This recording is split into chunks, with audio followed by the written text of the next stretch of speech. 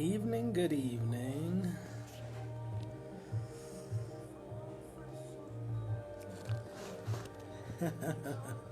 Hello, Khuputso. JC, my king.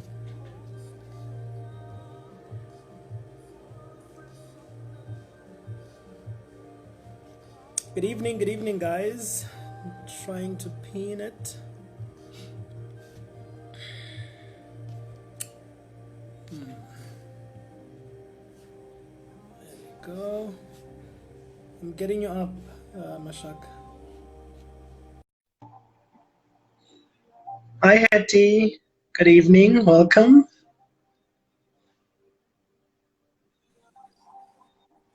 There we go. There he is. Good evening. Good evening. Hey, just the camera. How you doing? How you doing? I'm good, my brother. How are you doing?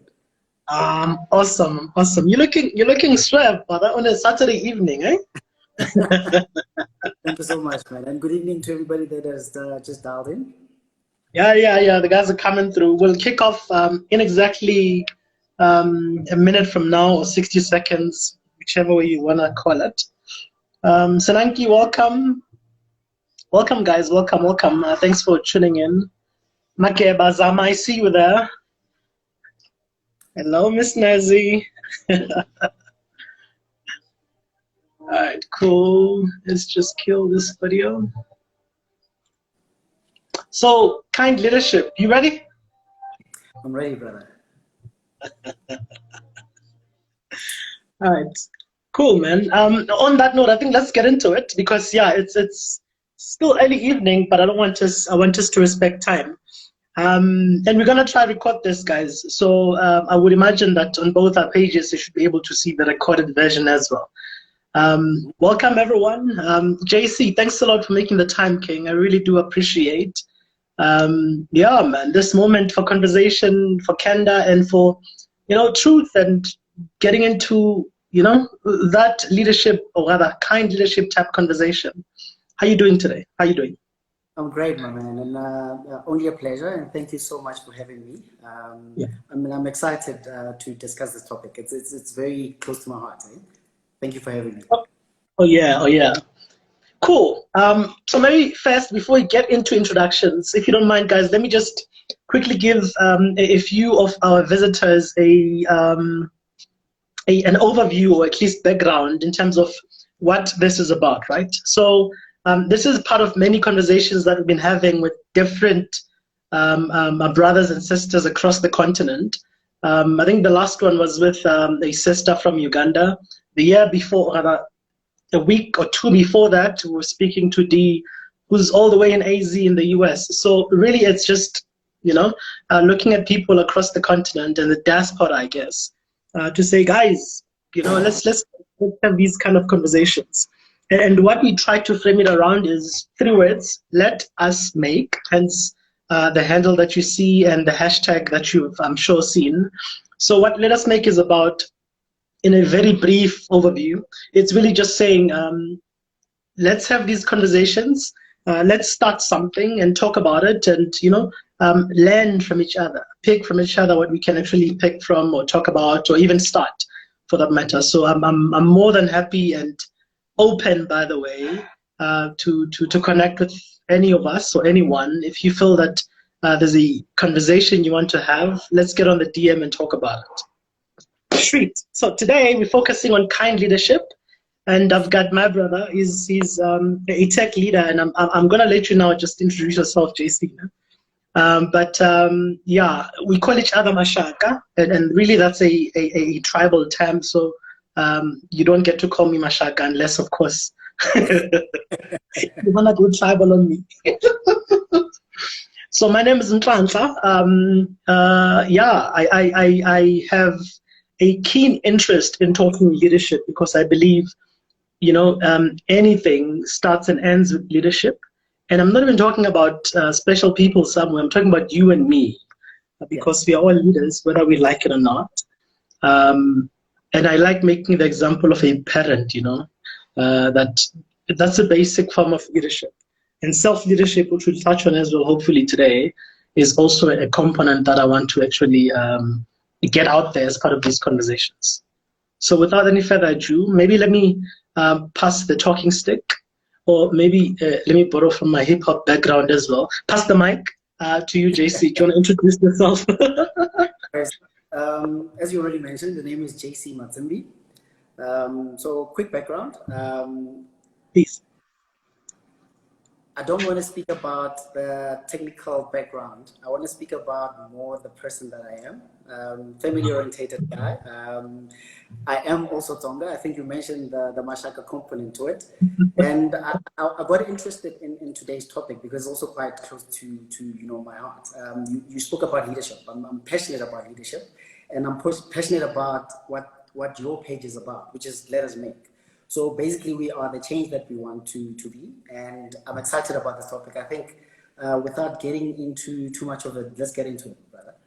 Get into it. All right, cool. So that's kindness, leadership, right? So two words that we sort of merged into one. So by the way, I already said I'm very passionate about leadership, and of course, JC is too. But when we were preparing for this talk, he specifically wanted to get on the kindness side of things, and I thought that was interesting because when you talk leadership, traditionally speaking, people don't associate it with kindness. And yet, that is a superpower, in my opinion, for this day. So maybe let's get into, I guess, definitions or understanding. What does kindness have to do with leadership? If we can maybe start there, and then we can develop the conversation forward. So do you want to share that with us? What do the two have to do with each other? I'm actually going to separate the words first. I'm going to speak about kindness. And I'm going to refrain to going to your, Oxford Dictionary definitions. I want to more speak about what it actually means to me and to you. It has to make sense and it has to be practical to me and to you. So, to me, kindness, what comes to mind is words like care, caring.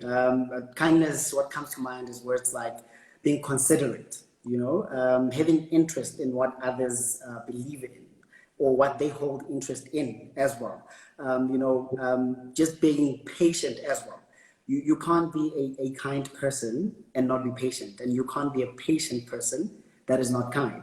So that is now just speaking to the words that come to mind when we speak about kindness, and then I'll move to leadership. The words that come to mind when one speaks about leadership would be words like guiding, influence.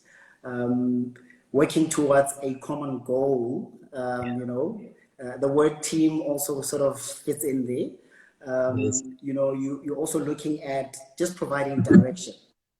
And then we bring the words together again and we say, basically, the reason why we have to speak about kind leadership is when you are in a leadership position, you should not forget to be kind to the people that you work with. You should not forget to be considerate as you are guiding these people.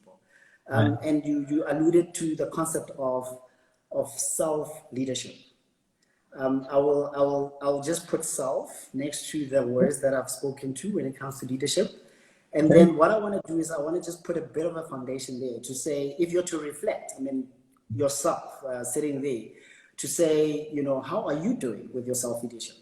The targets that you've put for yourself in this past week, did you wake up on time every time you set up an alarm? Or did you have to snooze it a couple of times? Right. Going somewhere with this, if you've got a germ target, did you actually reach that target? Did you, if you were planning to go there 4 times a week, did you go there 4 times a week? And more often than not, the answer is no. You did not reach every plan that you have set up for yourself. However, when provided with an opportunity to lead, why do we then expect the people that we're working with to be these perfect machines that must get everything right? We forget that even in the aspect of self-leadership, we struggle ourselves.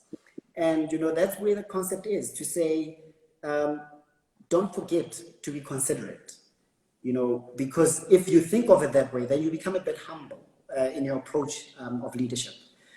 I'm going to build on. I'm going to move on to the second phase of this, to say, okay, what does actually have to do with leadership? Right. There's a school of thought, especially in business schools. They say that the value of what you produce, it's actually in the input from the people that you lead. It's Say that almost again. like the Say that value. again. All right, I'll try to slow down. So the value of what you produce, Uh-huh.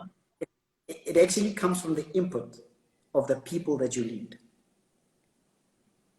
So when you have that in mind, it's almost like you know you can't afford the hand that feeds you. You know, so you have to be kind, because basically your profit margins are from the quality of the resources that you have. Yeah. You know, and it also adds on to why you would then need to be kind, because these are the people that are actually your business, you know.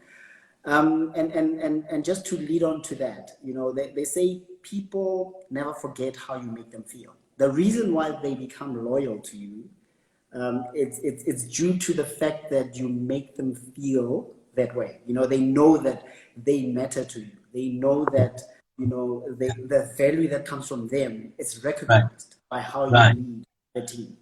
And I'll close it off by just saying, you know, we are currently in a pandemic, you know, and just being human about leadership is necessary. You know, you're dealing with people that are impacted directly by what is happening out there, and you need to be kind. You know, don't just go into the gritty, you know, details of the bottom line without engaging with people and finding out how they are, you know. So that's why kindness, especially now, you know, for leaders that have been given the opportunity to lead in a pandemic, this is why kind leadership has to resonate more with us, especially now.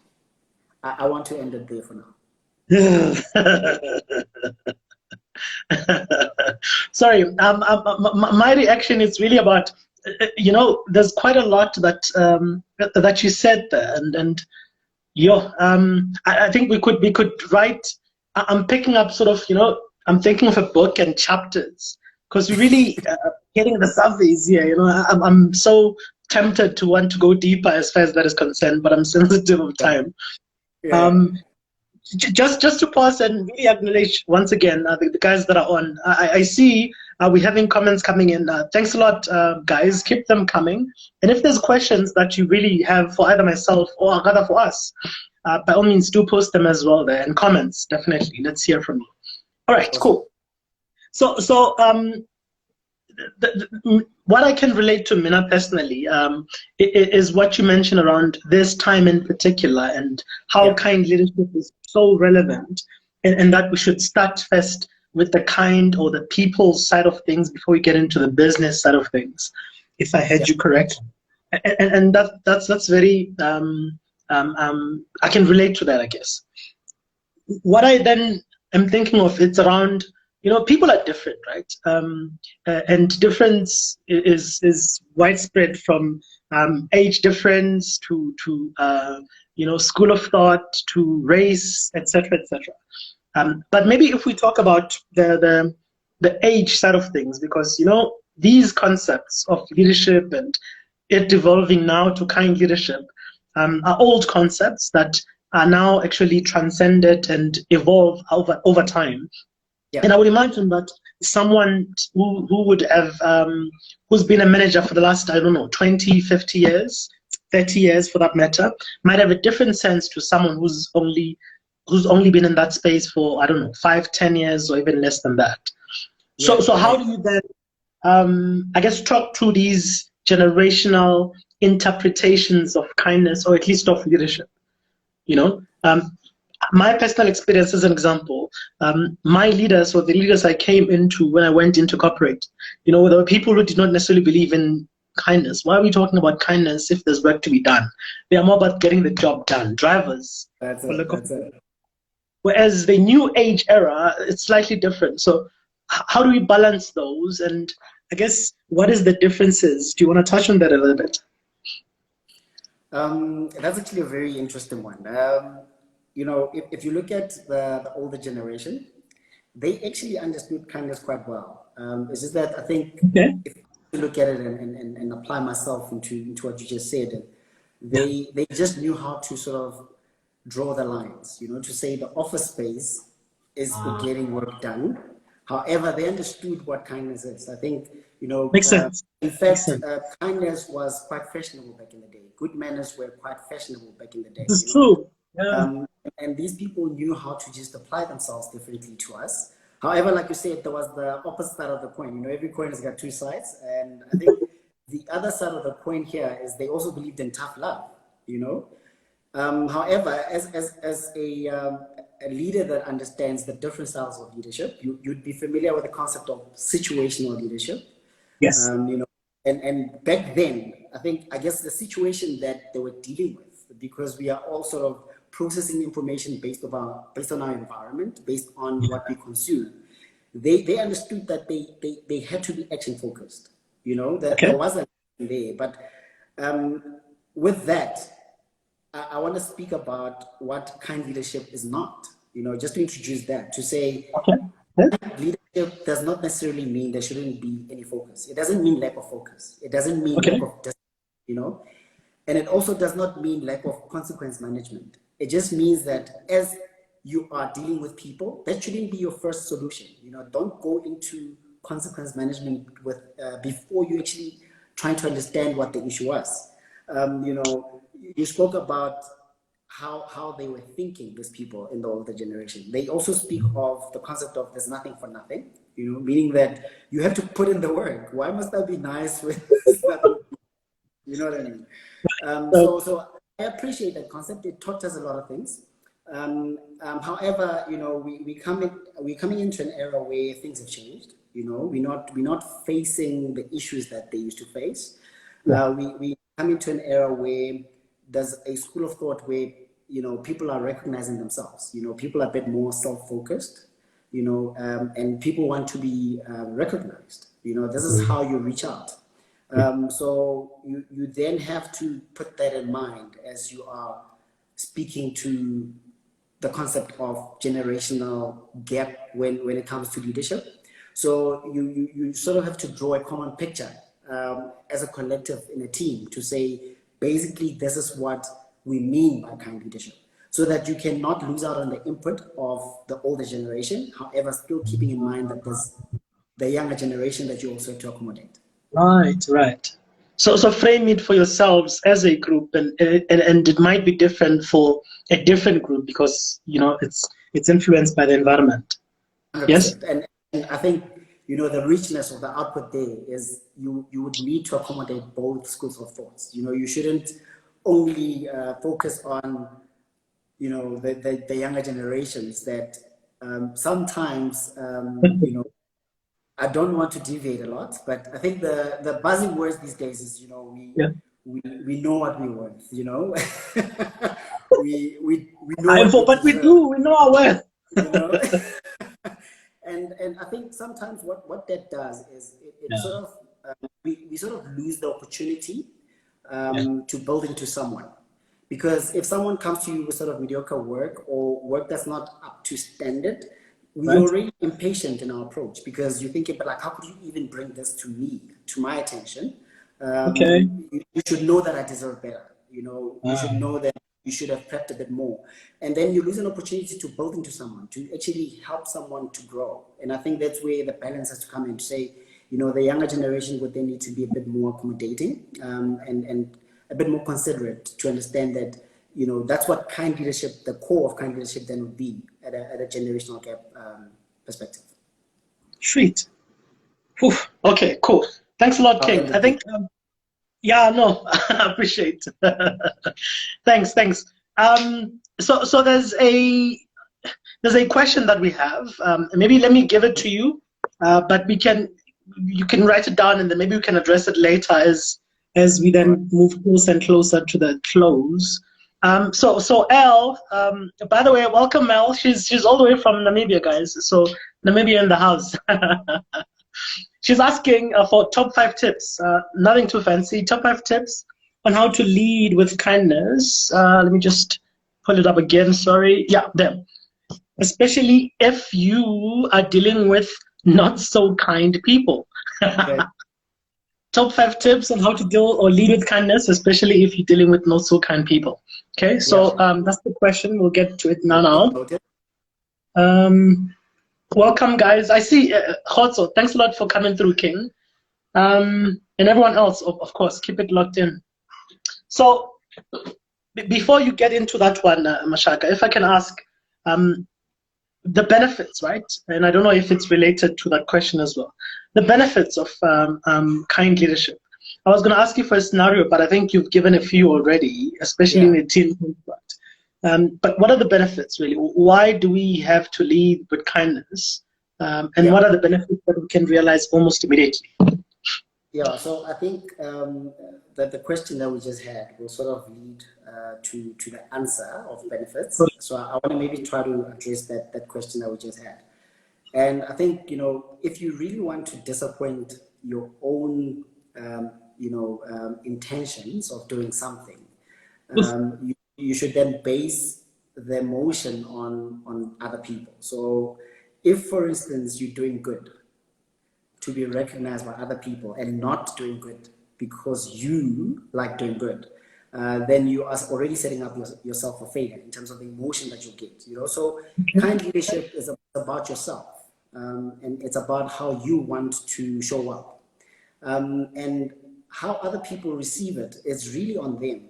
Because what will then happen is you will struggle with continuing being kind if it's about other people. It should first start with, So I think for me, the tip is stay consistent. It's almost like trying to go to gym because you're seeing other people go. You become kind because you know that this is how you would like to show up. This is, it actually speaks to the article that I read from Harvard Business School. It's a review. The article says, how would you like to be remembered? Okay. So it leads to that. So yourself, as Mashaka, you say, okay, this is actually how I'd like to be remembered. And your audience is not always going to be, or the people that you lead will not always be the same page. These people have their own issues. And they say normally how people show up, it's an indication of how they are. It's actually an indication of themselves. So don't base that practice of kind leadership on them. Rather make it something that is true to you and how you would like to show up. Okay. I'll speak about the scenarios now because I think the scenarios are speaking to that. Okay. Right? So I think for me, if you look at kind leadership as in the position of a leader, if you introduce concept like check-ins, in the morning or as part of a meeting, try to find out how people are. You might be speaking to someone that has just lost a loved one due to COVID, and that's why maybe they're not their true self. You might be speaking to someone that has a sick auntie or a sick baby, or might be going to a divorce. We don't know what is impacting people. And normally a check-in helps you to engage a person and find out their state of mind, and probably that's why they will show up the way they're showing up. A good example is sometimes, you go into a meeting and you see someone fiddling with their phone and you don't know, maybe the husband has just had an accident.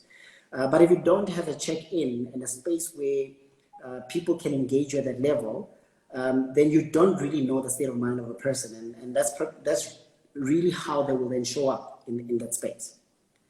Okay, and I think the other practical example or scenario that I could put in, Mashak, would be creating the right culture, in an environment, usually in the teams that I've worked in, we would basically just agree on a ways of work to say, in this forum, this is how we will address each other, and it's a collective decision to say, we will speak with each other following these principles, with respect, and you can't just, bring your personality that in that meeting where you feel it's okay to just curse. You'll offend people, but it's a collective decision to say, this is how we'll conduct ourselves as a team. Right. And therefore, one that's not contracting to these rules that we put there, then we put, measures in place to deal it. Some could be maybe coffee runs, or you put in a 10 rand in a jar every time you say, or, just to make it fun. But that's how you build a culture where we all buy into the same vision. You build a collective vision of what we should be doing. And we are that culture. You know, it's our job as leaders and the people that we lead to contract into that culture, to say this is actually how we want to show up, and we will not tolerate anything less because it's how we had contracted to show up. We will respect each other, we'll speak with each other, you know, with kindness, and this is something that we work on collectively and jointly. So that's another practical scenario of how you could get to a point where people start showing up in the right way, because you make them contract and you influence with consideration that this is how we would then need to show up. I think for now, I'll end it there. I don't know if you're okay in terms of scenarios, or, you know, speaking to the concept of you know, showing up that way, even though some people don't, you know. I just wanted to sort of give those as examples before I speak to the benefits. I hope we're good there. No, we are. And I see I'm not the only one who is like that. There's a whole lot of commentary coming through, so I don't know if you can see comments, but if you can, please try and read some of them, because they are all intended for you. But really, the guys agree with you, and I see people nodding their heads frantically, 100%. Oh, I love and miss you, JC. Oh, wait. Oh, I miss you, JC. Okay, cool. Yeah. I know Casey guys are very well. I used to work with her. She's actually an ex-colleague. Okay? No, it's fine. I'm pulling your leg. Awesome. What I was saying though, around the team scenario example that you gave, you know, Kore, Yeah. If you actually collectively agree the rules of the game, you're able to also hold each other accountable. Then it's not left to whoever is or has the authoritative seat in that, you know, in that team to actually make those kind of calls, and people are able to say, but hang on, you are acting differently to what we agreed upon. So I think that's brilliant. Genius. Exactly. And I think, like I said, you know, we have already agreed on what kind leadership is not. So, you know, it's not lack of focus, it's not lack of discipline. So it shouldn't be just a blank check for people to just show up anyhow. You know, they should still be that discipline, because otherwise then there'll be no leadership at all, you know. So kind leadership does not mean lack of leadership. So yeah, just adding on to that. Awesome, cool. Treat, I'm trying to read the comments. Someone is asking if you are CEO yet. Very soon, man. I think he's the CEO of Matsimbi Inc. Whatever that means for you, Mashak. There we go. All right, but just coming back then to try and, because I was writing frantically as you were speaking, to try and address then the question that we have, right? Remember, El Shaddai asked us the 5 tips to actually lead with kindness or use kind leadership, especially with people that are not so kind. So correct me if I'm wrong here, but here's what I had from you in answering that question. So first is be intentional about leading or wanting to lead with kind leadership. Secondly, be consistent around it. So it's not something you do or try today and drop it tomorrow. And third, own it. You mentioned something about really just owning that process and not wanting other people to react for you to say, you know, this is what I'm doing, but really keeping it. And then number 4, you spoke about collective agreeing or contracting as in a team scenario to say, let's agree. Is this what we want to, how we want to talk or lead or even engage? And use kind leadership in that. Did I capture some of the points you mentioned correctly there? That's exactly it. Awesome, cool. There you go, El. That was for you. All right, cool. I think I really don't want us to go beyond. So at this point, I want to invite you then, Mashakana, to touch on everything else that you had prepared for us, without me restricting you to a particular question, right? So yeah, what else do you want to tell us about kind leadership? And then maybe as part of that, and in closing, I'm gonna call on you to give us some resources that we can actually take home and use beyond this conversation. Awesome stuff. So maybe just to close off with the question that you had, which is the benefits of kind leadership, you know? I've already spoken to some of the benefits as we were, going through the motion. But I mean, just to sum it up, you end up with an engaged team. You because you're making them feel that they are being valued. So one of the benefits would be an engaged team.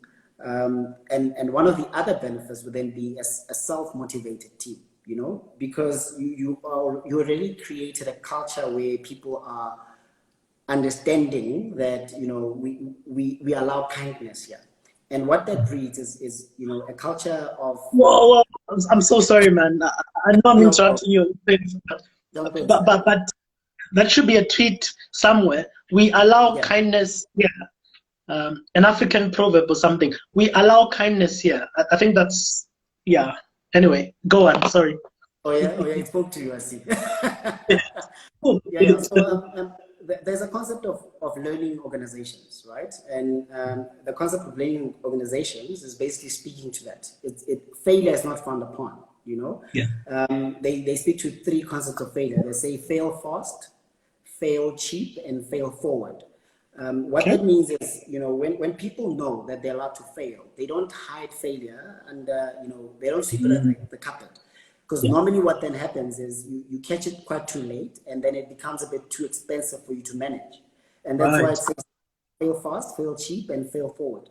And the failing fast part of it is that, people will then actually, put their hands up and say, actually, I couldn't get this right, because they know you already built a culture where failure is not frowned upon.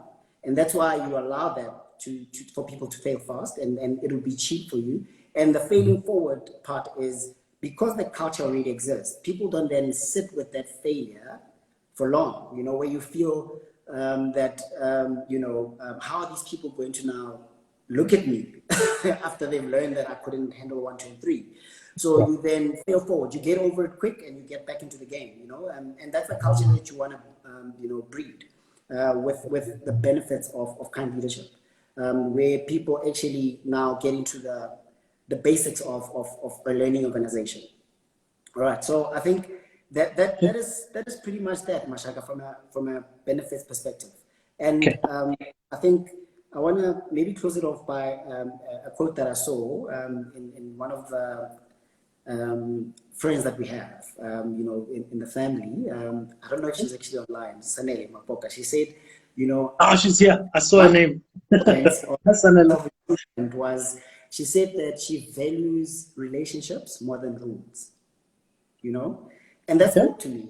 Say there are rules govern, but relationships actually make people contract back to you because of how you make them feel. So I was moved by that, to say we should create a culture where relationships actually speak more than the rules, because that's where you get people engaged, and that's where you retain the right talent, because they wouldn't want to be everywhere else. They're not just a business transaction to you. They understand that you're building a relationship. And the funny part about life, Mashaka, is, you'll never know. I mean, I might be a leader today reporting to someone that's currently reporting to me, in future. So it's important to have a relationship, because when that happens, you'd actually even be the first person these people will call upon. You could be working for this organization now. This person that you're working with moves to another organization, and they pull you in just because of the type of a leader that you've been to them and how you make them feel. So yeah, I want to end it on that note. And I think you asked about the resources that I could also maybe give. My current read now is how to win friends and influence people. So that's one of the my current reads by Dale Carnegie. Yes. The author Dale Carnegie. And I mentioned 2 articles by Harvard Business School, and one was How Will You Be Measured? How will your life be measured? And this was by Clayton M. Christensen. And last one is Why Should Anyone Be Led by You? These are quite quick reads. I mean, I think they're like about 16 pages max, So these would be quite quick reads, but they lend the point. This last one is Why Should Anyone Be Led by You? And this was by Robert Goffey and Gareth Jones. I think this last one already speaks for itself. It actually brings it back to you. It brings it back to you to say you have to be in the right state of mind. You have to have that desire to continually grow yourself for you to even consider, being in that position of leadership. So yeah, that is me in a nutshell. Thanks a lot, King. I'm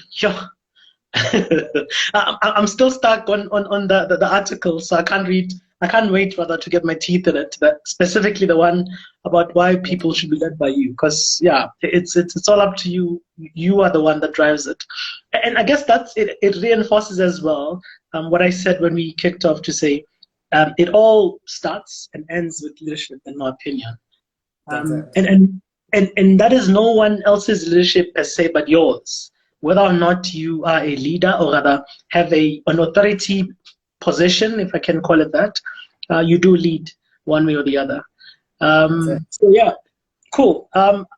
I see we have a few late joiners. Thanks guys for coming through. This session will be recorded, so I can urge you to please go to JC Matsimbi's page and mine. We'll put it up there, and definitely you can just check out the conversation and comment, tag friends, and let's get this conversation, or let's keep it alive, more importantly, because really the intention for tonight is just to start the conversation, get some fundamentals out of the way, and then let's carry it on in our individual pockets. I'm grateful for this time. Thank you for the resources as well.